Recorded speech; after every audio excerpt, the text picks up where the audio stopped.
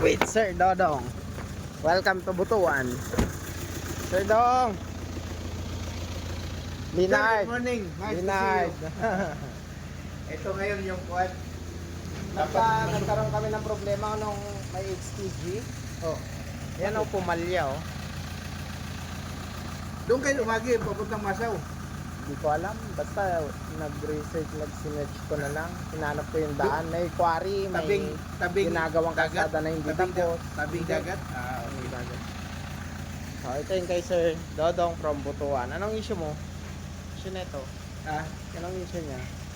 Dapat subukan mo magpandar, magpatakbo. Okay. Power siya. Okay, Tapos makikita mausok. ko. Yung pag mainit naman siya, mawala naman siya. Ilagay ng scanner. Tapos ipwesto niya mamaya. Dito negosyo mo? Oh, yan negosyo ko. Mga quad. Ano yan? Mga communication ba? Nandiyan na susi, nasa loob. O nakapaslak na susi. Yung isa. Alright. Meron leaking, low power. Check natin. Medyo smoky tayo. Pero okay na work na. Okay.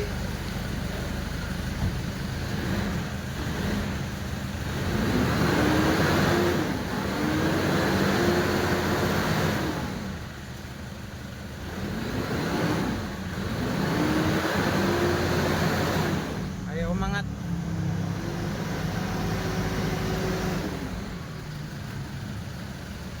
Ayaw umangat ng RPM.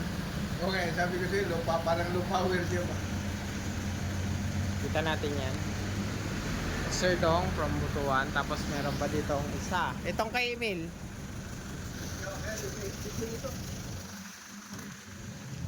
Yan naman.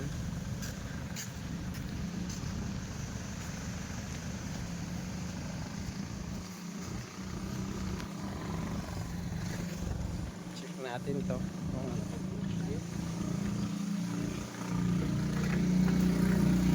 Automatic 4x4. Start.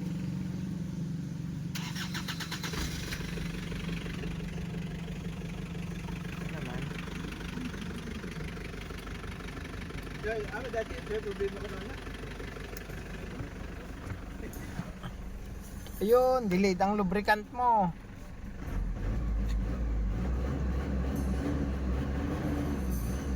Masisira ang turbo mo.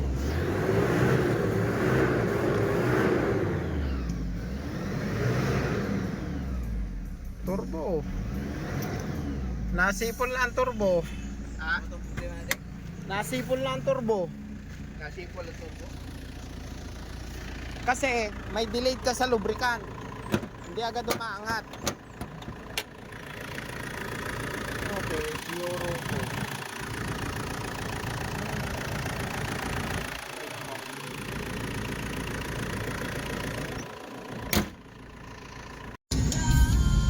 Medyo low power to.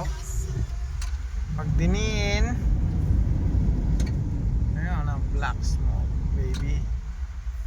Tapos lipat na ako dyan sa kapila para makatawid tayo doon. Or ikot pa? Ikot pa, no? Alright.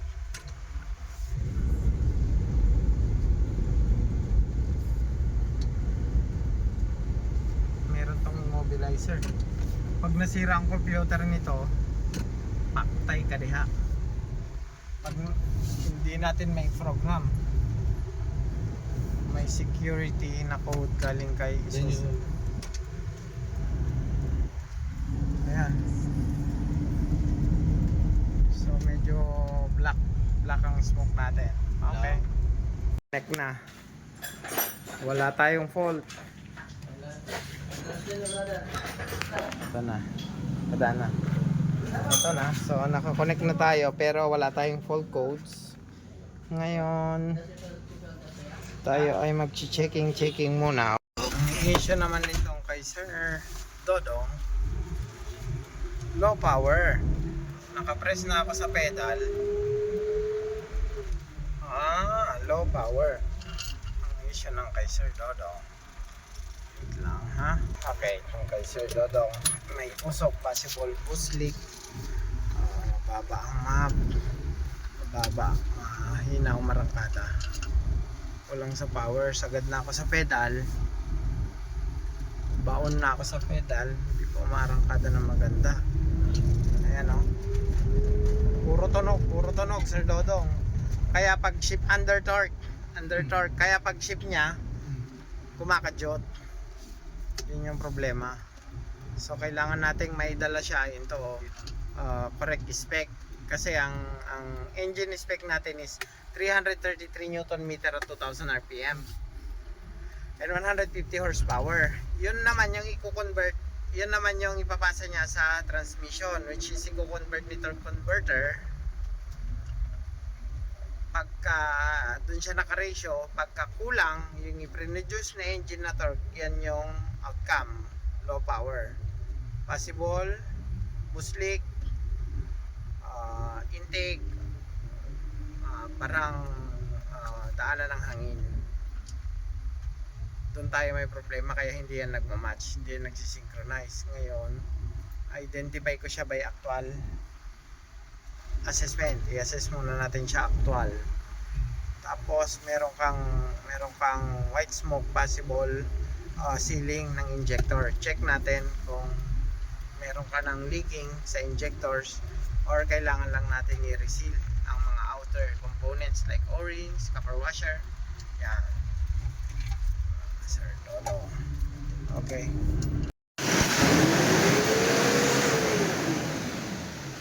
Boost leak. Okay, huwag mo nang patayin. Tanggalin ang ibabaw. Start na tayo ng troubleshoot. Doon muna sa map. Tapos, kailangan ko ma-check ang inductance ng isa. Okay. Sige. Yan, Brad.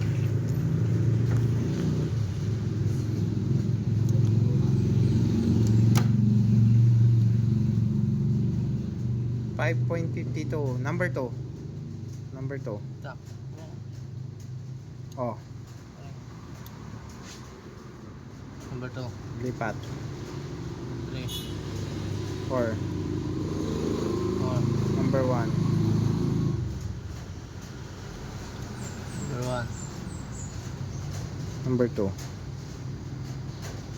Tignan mo number 2. No, good. 3. Good. 4. Okay, good. Pasado. Tapit niya intercooler. Okay. Start na for PMS. May mga leaking. Hanapin lang ang leaking. Kung saan nang gagaling yan. Then, okay, patakay sila. Tayong fault na throttle position tsaka exhaust gas recirculation, dalawang fault. Then RPM, sir, bagsak din ang kanyang, bagsak din pati yung sayo. Sige, sagad mo nga. Off, bitaw. Maximum 124 kPa lang, so under boost ka din. Under boost leak, good ang RPCB, good. Fuel delivery, medyo bagsak. Ayun, magalawang yung TPS. Ayan, dapat yan step 9 throttle. Ayan o, nawala na siya ng nag 5 volts na on and off, naglulos, possible. Kaya ka merong fault na throttle position sensor, kaya ka merong check engine. May check engine ka dyan? Wala kang check engine. Malamang tinanggal yung bumbilya niyan. Yung gumawa, kaya walang lalabas ng check engine. Pero dapat yan may check engine na kasi meron ka ng dalawang fault. So pwede nating i-restore yan para ma-alarm ka kung may problema na sa makina. Hindi ka na-alarm kasi nga walang check engine na lumalabas. Dalawa na EGR tsaka TPS na yung problema sa fault. Wala ka pa rin lumabas sa check engine. Possible, tinanggal yung bumbilya niyan or napundi yung bumbilya ng check engine kaya hindi ka ma-alarm kung meron ng failure. sa sensor. Tapos underboost ka, hahanapin ko yan. Eventually may eliminate lahat, isa-isahin natin. Yung underboost mo, yun yung possible na cause ng low power mo. Yung smoke mo, possible din doon. Tapos gumaganyan yung ano mo, pag arangkada mo yan, injector failure naman yan. Okay, pwede na. Pwede na. Pwede na tayo. Okay. Eto, may dalawa na tayong client dito sa Butuan. So gagawin na nating shop itong shop ni Sir Dodong. Gawin na nating shop. Low power, smoky, under power, low power, smoky. Okay. Baka meron pa. Labas mo na lang. Meron pa lang supply dito kay Sir Dodong. Alright. So, intake manifold cleaning, alisin natin yan. Manifold na yan. Ano? Tanggal na rin natin yung oil cooler. Yan, palit din. Palit, good. Hindi. Linis, good. Reseal, good. Ano dahil? Ha?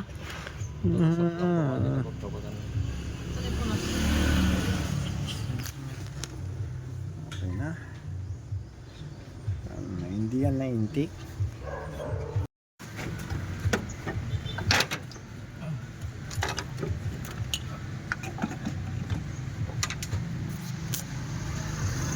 Okay, sige. Pero bakit hindi nalinis doon? Hindi siya nalinis. Mukhang yan ang yung nilinis mo. Dito, sa kay JR, kulang.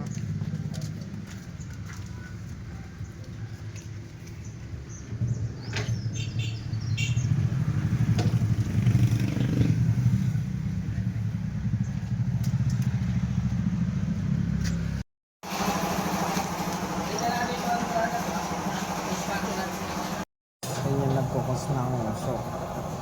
So, paano natin may eliminate yan? Check natin. Drain. So, okay na PMS na. Kondisyon na. After map sensor ng PMS. Kapit na to. Mukhang kailangan nyo na ng ilaw ba? Punta tayo ng gabi.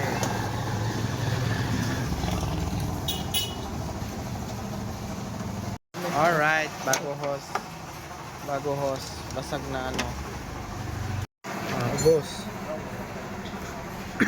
Palit lahat. Nasa maleta yung kailangan nyo na red. Na palit lahat ng hoses.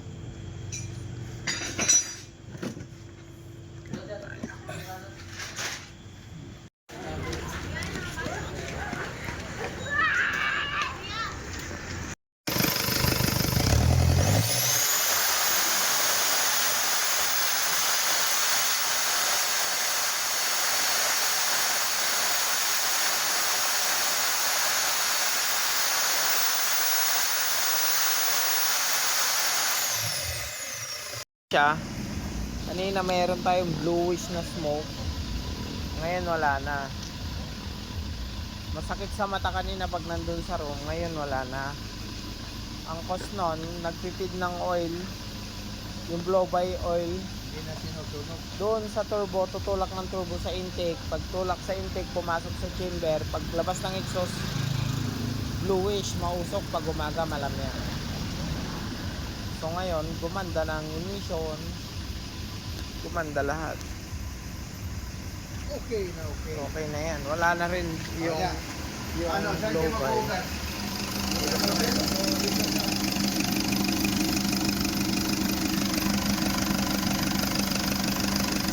Anak, tapos na.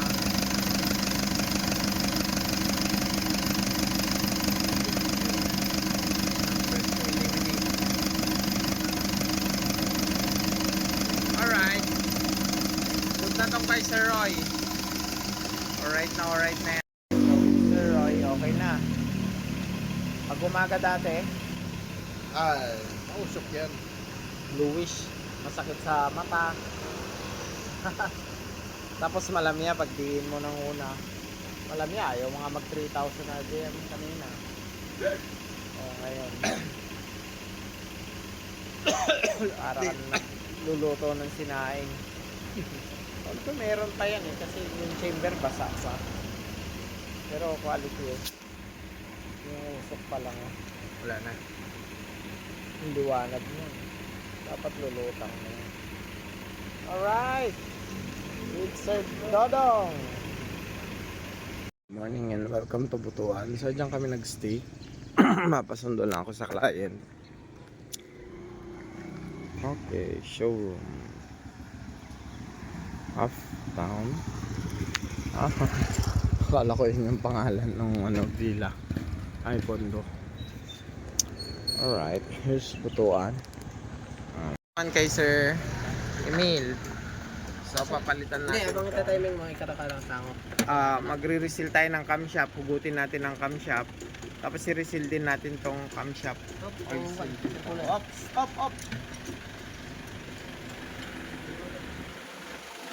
Muntik na.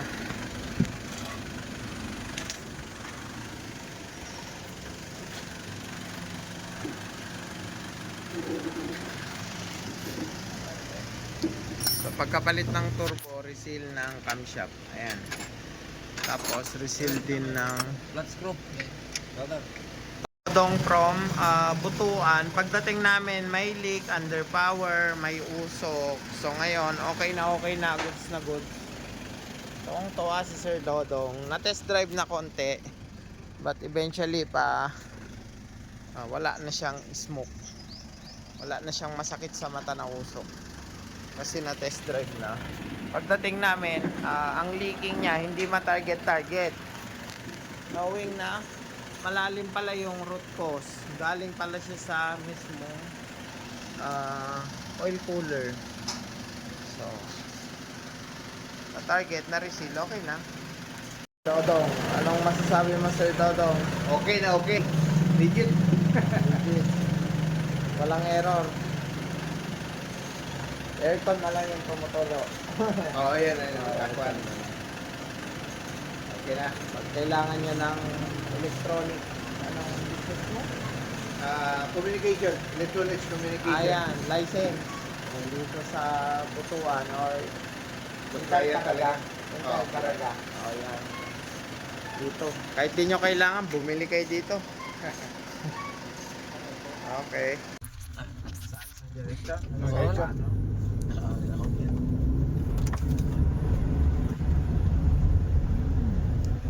Kada yun, no? Kargado pa. Sarado na, wala. Sayang, wala silang negosyo ngayon.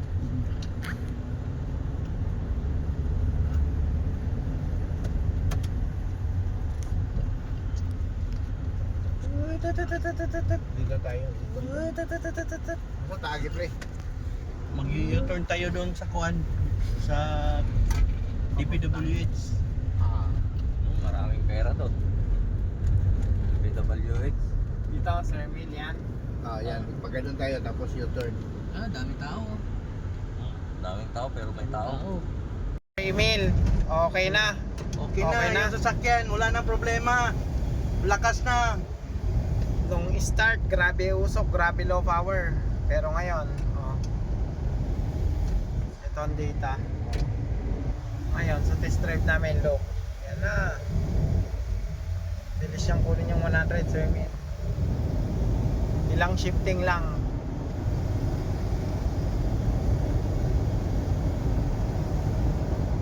Saglit. Kulang tayo ng gearing.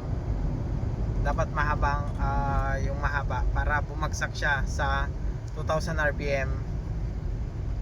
Nasi-short kasi tayo sa mga mabagal tong mga to eh. Alright. Welcome to Butuan with Sir Emil. Goods na goods from Butuan. Wala nang leak. Wala nang maganda ng emission. Alright.